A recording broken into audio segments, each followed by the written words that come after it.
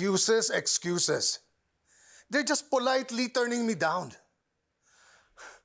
Alam mo, ang duduwag ng mga hayop na yun eh. Puro walang utang na loob. Yung law firm ni Hill, can you set up a meeting? Just get me an appointment. Ako na ang bahala. Gawa mo ng paraan. Please. Okay. Salamat. Okay. Aalis ka na naman? Bibisitahin ko lang si Ino. What is this? A countdown to Ino's death anniversary? Kakagaling mo lang doon ng isang araw, di ba? I noticed that lately, panay ang labas mo. Hindi pa ba sapat yung sinamahan kita dito for a long time habang nagmumukmuk ka sa nabubulok mong karir? As if naman may choice ka. Nobody wants us out after what happened. Kulang na lang eh. Tratuhin tayo na parang patay.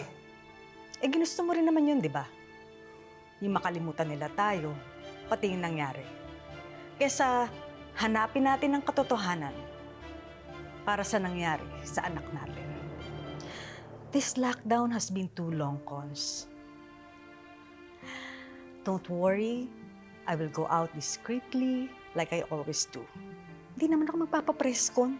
Dadalawin ko lang si Ino na parang nakalimutan mo na rin. Wala naman mangyayari sa atin kahit ilang beses ka pa bubisita doon. So save your social battery for another time. Yung mas mapapakinabangan natin. Pati ba naman yun, pagdadamot mo sa akin? Visiting my own son? My own son? Kung ayaw mong dumalaw, then don't! Don't dare tell me how to grieve for him! You think it's easy for me? Gusto ko siyang puntahan doon sa sementeryo, but every time I see his name on that stone, it's like reliving everything all over again. So please, Lorena, the best thing for us to do is just to accept that he's gone. Don't you feel that, Lorena? Doesn't it tear you apart? No. Madali yun para sa akin. It makes me stronger. Because unlike you, I can just sit here at tanggapin yung nangyari.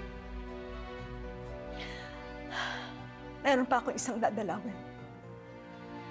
She's gone too.